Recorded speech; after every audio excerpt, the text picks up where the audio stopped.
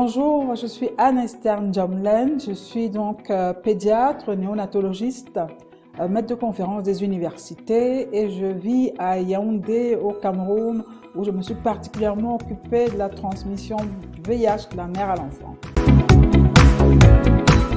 Pour moi, à dire vrai, la question de l'implication des communautaires, tant au niveau de la prévention que de la prise en charge, que de la rétention des patients, que de la recherche est primordiale. Sans l'adresser de manière effective, je suis en situation d'avoir peur que les objectifs de 2030 ne soient pas atteints. Honnêtement, si j'avais les budgets en main, je vais prioriser l'approche communautaire. Il faut dire que quand on parle de la prévention de manière générale, on va commencer par tout ce qui concerne la prévention de la femme, de la transmission mère-enfant, donc de la capture au niveau des soins. Et donc, pour ça, nous devons activer les mouvements communautaires à travers la formation, à travers la définition des tâches communautaires pour ce qui concerne la prévention et à travers la mise à disposition de services à base communautaire. Ça va être transversal pour tous les aspects de prévention, les aspects de prise en charge et même les aspects de formation, que ce soit pour les enfants, pour les femmes et pour les adolescents. Bon, je pense que dès l'ouverture, en fait, on a planté un peu le scénario qui est depuis janvier 2025. C'est-à-dire que la baisse drastique des financements internationaux, bilatéraux, multilatéraux et particulièrement le choc Trump, comme ça a été signalé, fait que dans la plupart de nos pays, il y a une certaine inquiétude de voir que les avancées faites tant dans l'élimination des nouvelles infections que dans la couverture des patients sous la prise en charge, que ces avancées soient réduites et que l'on revienne à des chiffres antérieurs. Déjà, on stagne un tout petit peu au niveau des nouvelles infections pédiatriques alors qu'on devait baisser.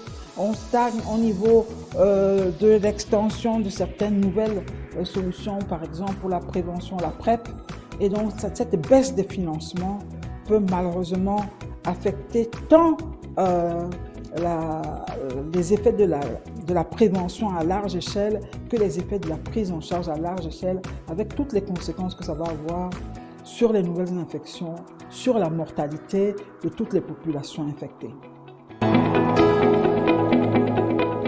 Qu'est-ce qui te donne de l'espoir aujourd'hui?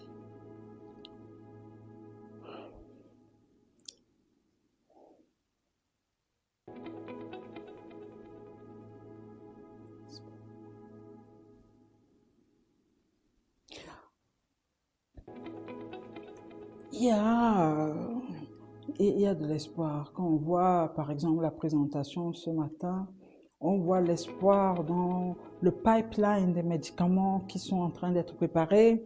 On voit quand même qu'il y a des pays, peut-être que c'est pas réparti, qui ont quand même éliminé certaines nouvelles infections. Aujourd'hui, l'espoir, c'est beaucoup plus que ces nouveaux médicaments qui seront disponibles, accessibles partout. Donc, il y a quand même eu des progrès réels dans le domaine de la recherche, où les antirétroviraux rallongent la durée de vie, réduisent le risque de vieillissement, empêchent les nouvelles infections. Le traitement, c'est la prévention. Donc, les effets de la recherche ont été évidents. C'est ça l'espoir, c'est-à-dire que la recherche peut permettre effectivement de vivre et de vieillir avec le VIH, de naître, de vivre et de vieillir avec le VIH, mais toutefois ça doit l'empêcher et donc ça reste l'espoir et il faut donc que les données de la recherche soient vraiment mutualisées et au niveau mondial et notamment dans les pays à ressources faibles et limitées. Donc ça, c'est l'espoir. C'est pour ça que nous arrivons à traverser les continents pour arriver à une telle réunion, malgré tout, parce qu'on pense que c'est possible d'achever cet agenda d'ici 2030.